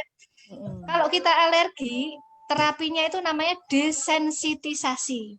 Caranya adalah dengan memaparkan secara pelan-pelan, pelan-pelan ya, Dok ya, bertahap ya, dengan dosis yang kecil dulu ya. Maka kalau kita mau mencoba kita alergi atau tidak. Selain dengan tes alergi ya kita coba di dosis kecil ya, dosis Coba kecil kalau lalu Ucu kayak contoh setengah saset dulu ya dok ya. Kalau memang ada ya, alergi didampingi dengan obat alergi dulu ya dok ya. Nanti baru pelan-pelan kalau alerginya udah membaik baru dimulai lagi dari dosis kecil gitu ya dok ya. Supaya membiasakan ya tubuh jadi ini adaptasi dulu gitu ya. ya benar. Jadi tidak perlu didampingi obat alergi ya. Jadi kalau memang alerginya berat ya hentikan dulu ya. Nanti coba lagi dengan dosis yang lebih kecil tapi sering gitu. Nanti lama-lama tubuh akan mentoleransi. Dan kalau kita bicara sesuatu yang kita makan, sistem imun di dalam saluran cerna itu cenderung toleran. Ya. Maka salah satu yang menyulitkan kita melakukan inovasi vaksin melalui saluran cerna itu adalah kita membutuhkan zat yang menambah vaksin itu bisa memicu peradangan karena kalau kita berikan saja vaksin itu kecenderungannya vaksin itu tidak akan meningkatkan sistem imun tapi justru ditoleransi oleh sistem imun kita gitu ya. Jadi sebetulnya saluran cerna kita itu sangat toleran, mau tiap hari kita makan banyak sekali antigen juga nggak apa-apa kok gitu loh. Jadi harusnya apa namanya tidak perlu ada ketakutan-ketakutan seperti itu kecuali kalau kita punya kebocoran usus yang sangat berat. Ya, memang harus hati-hati kalau kita punya kebocoran usus yang sangat berat. Tapi orang-orang yang bocor ususnya sangat berat tuh rata-rata ya sudah kondisinya sudah ini ya sudah parah sekali. Bisa jadi mereka sudah koma, sudah dalam kondisi perawatan di rumah sakit yang berat gitu ya. Jadi kalau untuk orang-orang yang seperti kita masih bisa jalan-jalan, masih bisa ini ya, itu enggak terlalu menimbulkan masalah sih gitu ya. Sama ya, kemudian ini dok, ada juga pertanyaan yang paling banyak ditanyakan nomor 2. Nah, Ya. kalau kita autoimun dok, itu hubungannya dengan kita konsumsi UTSU atau SUBA itu gimana dok? Kebaikannya apa yang bisa kita ambil dari UTSU dan SUBA untuk kita autoimun ini dok? Ya kebetulan suami saya juga ada autoimun juga ya dan Autoimun ya. ya. Boleh ya. Jadi sebetulnya autoimun tadi kan masalah utama autoimun itu adalah di usus ya karena Leaky gut tadi renggangnya ya. Leaky gut ya itu ya. renggangnya itu. Jadi carilah produk yang bisa meningkatkan kerapatan usus. Nah, contohnya adalah kolagen dari makanan kita ya, kolagen dari makanan kita. Nah, kalau Kebetulan di Utsukushi sini itu kolagen iya. ya, ada kolagen, kemudian ada polifenol juga tadi ya, vitamin A ya, vitamin D dari itu apa namanya buah-buahan ekstra buahnya ya kan ada ekstra buahnya ya. Buah-buahan tuh rata-rata punya vitamin A. Kemudian kalau ikan itu ada vitamin D-nya ya. Kemudian belum lagi peptida-peptidanya ya. Jadi polifenolnya. Semuanya itu dia akan memperbaiki usus dan menyeimbangkan sistem imun di usus yang efeknya nanti akan ke seluruh tubuh. Ya, jadi sebenarnya autoimun ini justru pertama kali carilah suplemen yang memperbaiki ususnya. Ya, lalu perlu diperhatikan juga diet ya tentunya. Ya, diet harus kayak serat tadi ya. Kemudian pola hidup terutama pola hidup itu kaitannya dengan tidur. Kenapa tidur ya? Karena saat tidur itu bukan hanya saat untuk istirahat ya. Saat tidur itu tubuh kita ibarat mobil itu saat mobil kita itu diservis, ganti oli ya, kemudian semua dicek semuanya ya. Dicek ada kerusakan atau tidak. Kalau ada kerusakan, maka tubuh akan diperbaiki dengan yang namanya hormon melatonin ya. Hormon melatonin ini berasal dari metabolit dari makanan kita yaitu asam amino yang namanya triptofan. Nah, triptofan ini ada pada marin placenta ya, seperti SUBA ya. pada SUBA ya, Subarasi. pada SUBA. Ya, benar lah. Kemudian yang perlu kita ingat dalam perbaikan sel dibutuhkan vitamin D. Nah, vitamin D itu untuk metabolismenya dibutuhkan magnesium. Ya, magnesium ini ada pada salmon milk ya, ada pada salmon milk ya. Jadi salmon milk itu salah satu sumber dari magnesium ya. Selain itu omega 3 itu juga menyeimbangkan sistem imun ya. Omega 3 dia biasanya meningkatkan yang namanya T regulator ya.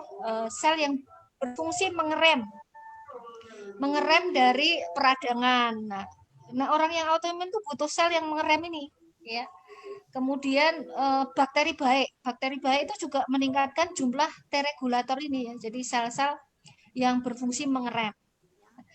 Jadi saya kira misalnya kita mau mengkombinasikan keduanya boleh-boleh aja sih, boleh-boleh Itu ya, aja, Dok, tapi ya. tetap dengan melihat kondisi derajat penyakitnya, ya. Misalnya kalau dia punya autoimun yang menyerang usus seperti inflammatory bowel disease, ya, kita harus hati-hati juga. Akan tetapi ada bukti memang peradangan pada usus baik dengan pemberian bifidobakterium dan enterococcus saja, ya. Artinya kalau di situ ada tambahan polifenol, ada tambahan omega 3, ada kolagennya, insya Allah akan bagus lagi kan. Kalau misalnya kita meneliti ulang, ya, formula yang berbeda, yang di situ ada kandungan kolagen, ada kandungan mineral dari salmon milk itu tadi, ya. Kemudian ada vitamin D-nya juga kan dari salmon kan, gitu kan. Betul, Terus ya. apa namanya polifenol tadi kan, polifenol tadi bisa dilihat dia bisa meningkatkan T-regulator, ya kan. Nah, jadi nggak usah Bisa takut. radang juga tadi ya, Dok, ya. Iya, Kan bisa kalau untuk radangan. menekan radang. Ya biasa kan kalau orang autoimun apalagi rheumatoid arthritis itu kan paling mudah radang ya, Dok, Iya, ya. benar. Apalagi kalau yang seperti lupus, ya. Seperti saya ini menderita lupus, ya. Organ-organ yang sudah diserang otomatis harus diregenerasi. Nah, kalau dalam terapi regeneratif yang digunakan, yang hanya bisa digunakan adalah stem cell, ya, stem cell. Akan tapi stem cell manusia sendiri harus dilihat sumbernya. Dia sumbernya dari embryonic stem cell, dari misalnya darah dari tali pusat misalnya, dia akan bersifat embryonic stem cell, maka ada efek samping, ya, ada efek samping ke tumorigenesis yang dikatakannya justru memicu kanker, ya. Akan tapi kalau dia hanya berupa sekretomnya, ya, sekretomnya tentu tidak. Sekretom itu kan dia hanya peptida dan materi genetik, ya, sebetulnya, ya. Protein, ya, sinyal-sinyal protein, kemudian hormonnya, ya. Dia tidak akan menimbulkan dampak efek samping seperti kalau kita disuntik dengan stem cell. Dan lagi pemberiannya, kalau pemberiannya itu per oral, ya insya Allah tidak akan menimbulkan efek samping, ya. Kecuali kalau Oral diinjeksi. itu berarti makanan ya, Dok, ya, karena kan Ya, dalam bentuk makanan, ya. Karena gini Dok, banyak yang bilang begini, loh ini kan makanan, ini kan bukan suplemen. Nah itu kan banyak juga pertanyaan orang, ya, yang mereka takutkan, kok makanan, mereka nggak percaya kalau makanan itu bisa menyembuhkan. Obat. Nah ternyata kita belajar dari Bapak Hippocrates, ya, ternyata bahwa makanan itu adalah maksudnya sumber utama malah yang bisa mengobati diri kita sendiri, ya, Dok, ya. Jadi dan apa yang kita gini, kaidah dalam kedokteran itu, ya, kaidah yang umum itu, yang namanya menterapi penyakit, kalau kita bisa menyembuhkan dengan terapi non farmakologis. Terapi non farmakologis itu terapi tanpa obat, ya. Maka ya sudah tidak akan dikasih obat, ya. Jadi ada tahapannya kan. Jadi pertama kalau dengan terapi non farmakologis dulu sudah baik, ya tidak akan diberi obat, ya. Tapi kalau ternyata dengan terapi non farmakologis kok dia tidak membaik, ya nanti akan ditambahkan obat. Begitu kaidahnya. Jadi tidak selalu terus tanpa melihat derajat penyakit terus semua orang kalau terdeteksi penyakit COVID misalnya, langsung semua dikasih lah antivirus, antibakteri, setiap orang dianggap sama. Karena tadi manusia itu unik, setiap manusia itu unik, ya. Maka tidak bisa satu terapi itu untuk semua orang, tidak bisa, ya. Makanya makanan adalah pendekatan yang paling aman. Ya. Makanan itu adalah pendekatan yang paling aman. Dan sejak zaman dulu, kalau makanan kita terjaga, ya, lingkungan kita terjaga, pola hidup kita sehat, kalau kita sakit kan tidak mudah menjadi berat, ya, bahkan bisa sembuh. Ya, apalagi infeksi virus. Rata-rata infeksi virus itu bisa sembuh sendiri, makanya disebut self-limited disease, ya, gitu, ya. Nah, jadi, sebetulnya nggak ada yang perlu dibuatkan, ya, karena dalam kaidah kedokteran pun seperti itu, gitu, ya. Dan sekali lagi peredaran makanan kalau sudah ada izin dari BPOM berarti aman, ya. Nggak mungkin BPOM itu mengeluarkan izin edar kalau makanan itu Membahayakan. berbahaya. Ya. Terus Gitu. gini dok, ini pertanyaan yang ibu-ibu suka ini dok. Tadi mengenai Ya. tadi dokter ada sedikit menyinggung mengenai busui, bahkan kita sebelum hamil kita harus memenuhi nutrisi tubuh kita ya dok ya. Nah Ya. tadi kan karena produk Utsukushi dan Suba ini adalah makanan yang juga kita bisa bilang adalah nutrisi tubuh. Jadi untuk orang yang mau hamil atau yang lagi hamil bahkan busui ini juga boleh ya dok ya? Boleh saja ya. Sekali lagi tapi dengan mempertimbangkan apa Apaan ya namanya dok ya? ada tidaknya mungkin alergi gitu Oh ya. iya. Kemudian apa diet dan pola hidup itu juga penting ya. Sesuatu kadang Nggak pengaruh kita ya. kalau menganggap ini aduh udah konsumsi ini terus kita makannya jadi sembarangan, pola hidup kita sembarangan ya. Sama aja Rata-rata orang bohong ya sakit dok ya. kanker misalnya ya orang sakit kanker atau orang nggak bisa hamil itu ya atau dia hamil bermasalah gitu ya itu kalau kita mau koreksi nih ya kita evaluasi ternyata pola hidupnya yang jelek ya makanannya sukanya misalnya mie ayam bakso ya terus kurang serat Gorengan. lah ya Oh kurang serat. gorengan dan apa namanya Faktor tidur pola juga pengaruh ya tidurnya dok ya. ya pengaruh maka tidur itu harus jam 9 malam sudah tidur makan juga kalau bisa jangan yang berat-berat kalau malam ya jam 7 malam itu sudah makan ya supaya usus bersih sehingga melatonin atau hormon yang bertugas untuk memperbaiki tubuh kita tadi bisa diproduksi dengan baik dan melancarkan tugasnya dengan baik ya. Jadi melatonin itu harus diproduksi secara maksimal pada jam 10 malam ya. Melatonin itu cirinya kalau diproduksi dia akan menimbulkan rasa kantuk ya. Kita pasti ngantuk sekali kalau jam 10. Nah, itu sebetulnya sistem tubuh kita baik. Nah, kita harus ikuti alarm ngantuk tadi ya. Kalau ngantuk ya tidur, jangan malah minum kopi terus nanti nonton apa. Saya punya satu pasien yang saya dampingi. Jadi kebetulan saya ini mendampingi orang yang sakit kanker yang stadium lanjut ya. Pengabdian ilmu saya begitu ya. Saya mendampingi untuk bagaimana mengubah perilaku mereka supaya mereka menjadi saya punya satu pasien umur 79 tahun dia itu kalau malam sukanya nonton bola jadi jam 2 malam dia pasti bangun jam 2 malam bangun bukan untuk sholat atau bukan untuk ibadah ya tapi untuk nonton bola jadi dan sekarang gara-gara kebiasaan yang seperti itu ya kena kanker usus ya. Jadi kalau kita teliti ternyata orang-orang yang sakit kanker itu rata-rata suka begadang, kurang cahaya matahari ya, kurang sinar matahari sehingga vitamin D-nya rendah.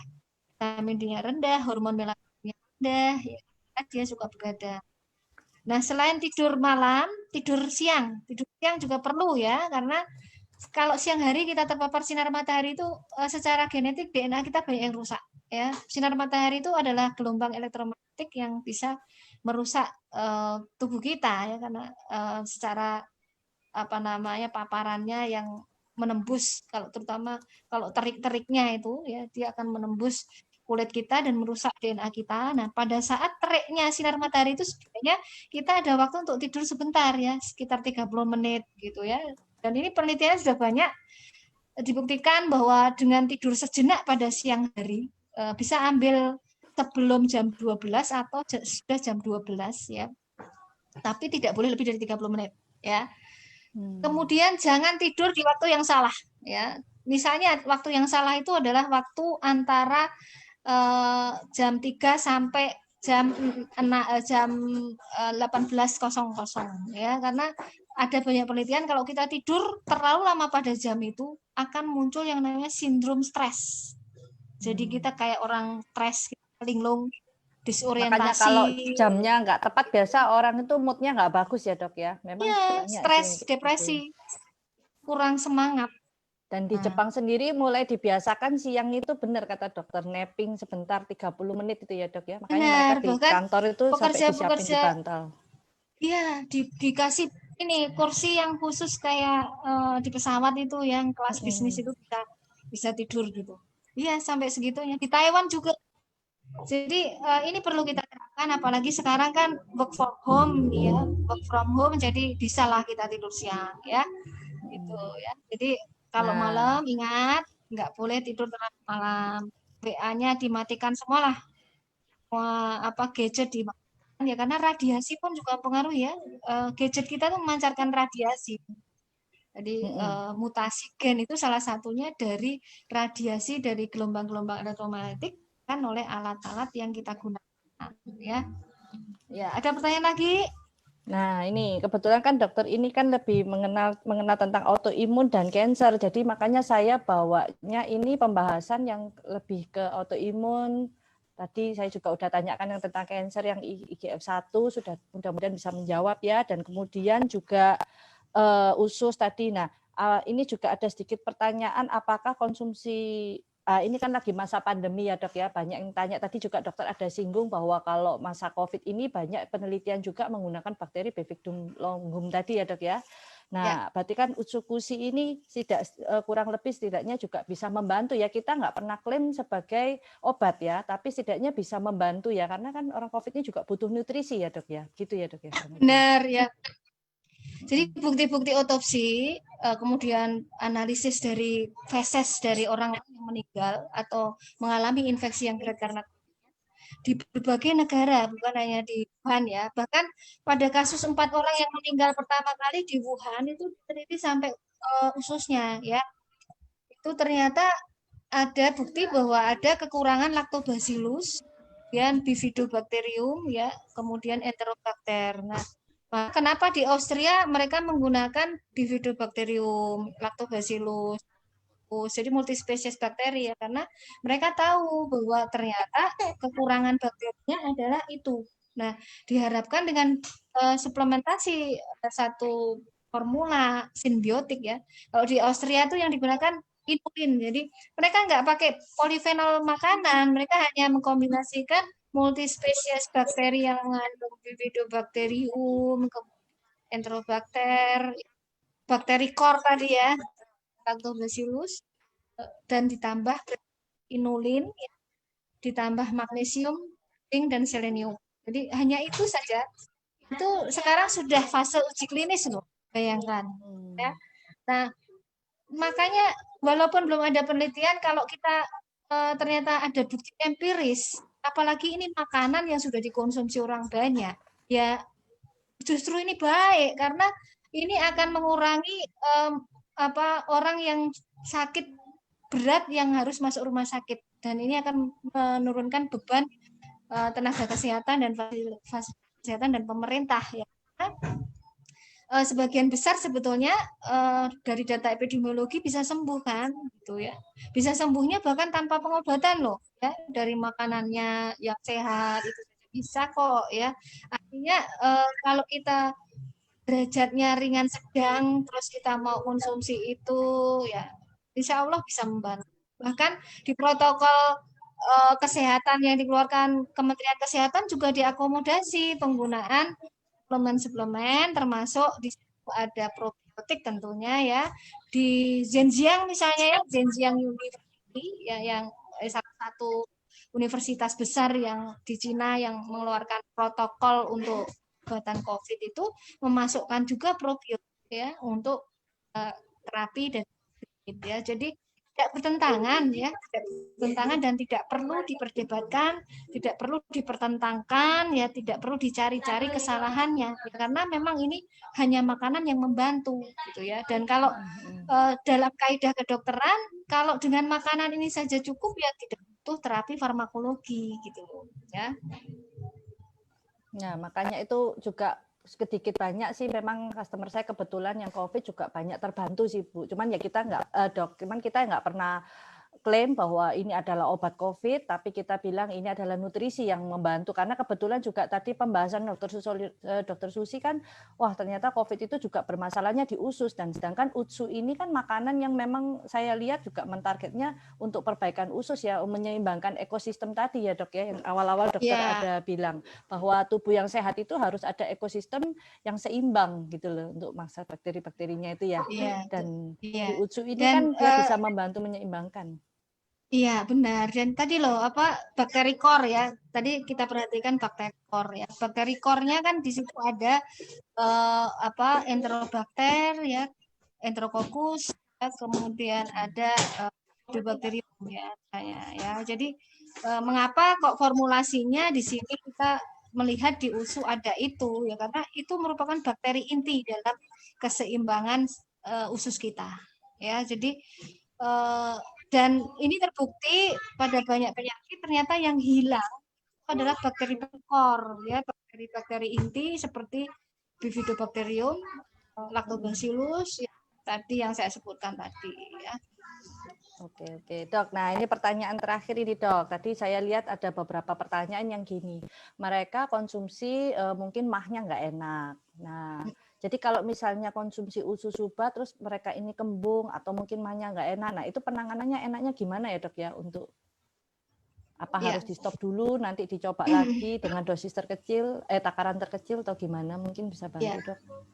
Jadi kan seperti saya sampaikan tadi, salah satu yang menyebabkan kerusakan pada lambung ya, ini keluarnya pada lambung, itu adalah Helicobacter pylori yang berlebihan, ya kan? Helicobacter yang berlebihan ini biasanya karena kekurangan dari bakteri-bakteri yang lain. Nah, otomatis kita bisa mengkonsumsi suplemen-suplemen probiotik yang mengandung bakteri-bakteri yang lain yang itu. Ya, selain itu juga memperhatikan makanan kita. Ya, jadi ada diet yang perlu kita hindari kalau kita lambung.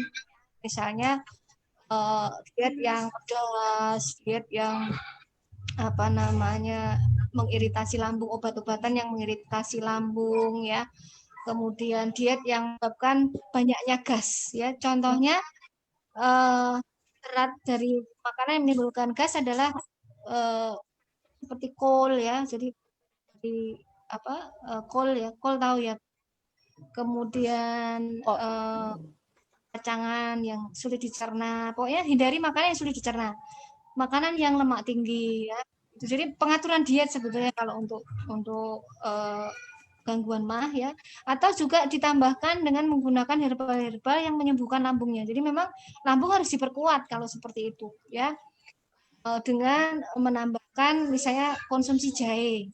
Jahe itu bagus ya, jahe itu bisa meredam. Wah, ini signal dokter hilang lagi nih ya. Dok. Nah, kebetulan tadi itu pertanyaan terakhir, mudahan bisa menjawab pertanyaan Bapak Ibu di sini banyak banget ya. Saya juga dari WhatsApp juga ada, yang mungkin dari teman-teman di Facebook yang disampaikan ke saya juga, karena kalau pertanyaan kan saya lebih lihatnya di Zoom ya, tapi ternyata di Facebook juga banyak pertanyaan. Nah, ini kebetulan pertanyaan terakhir tadi dengan Dr. Susi. Semoga bisa menjawab. Nah, perlu saya tarik kesimpulan, saya bukan dokter, tapi saya mencoba membantu juga memahami juga apa tadi penjelasan Dr. Susi, bahwa saya sendiri juga sebagai konsumen, saya juga pemakai, semua konsumsi, dan sampai saat ini puji Tuhan dan banyak perkembangan baik ya bagi tubuh kita. Tapi juga pesan dari Dr. Susi dan juga rekan-rekan dokter yang ada di Konnichiwa Tim, bahwa kita itu tidak bisa, pola makan kita juga perlu kita jaga. Nah, dari situ saya banyak belajar, ternyata mau sebaik apapun nutrisi kita, mau sebaik apapun obat atau suplemen kita yang kita konsumsi, itu tidak akan berpengaruh besar pada saat pola hidup kita nggak bagus. Sama kayak tadi yang Dr. Susi bicara sebelumnya di awal ya, bahwa pola tidur juga mempengaruhi. Makanya saya juga dulu sering begadang ya, tapi sekarang saya sejak konsumsi subah, wah enak tidur. Nah, ini bukan iklan, bukan apa ya, tapi ini pengalaman pribadi saya. Jadi dari situ saya juga mulai belajar merubah pola tidur saya, pola makan juga saya mulai jaga. Saya kebetulan keluarga semua diabetes, papa saya juga meninggal karena diabetes. Dari situ saya menjaga dari awal, wah saya ada turunan diabetes nih, jadi saya harus menjaga gula. Jadi saya makanan yang mengandung gula tinggi saya mulai batasin gitu. Jadi bukan berarti mentang-mentang sekarang ada subah, ada utsu, saya konsumsi gulanya makin gila-gilaan. Memang sesekali ya, kadang kita kepengen ya, saya paling suka cake kan.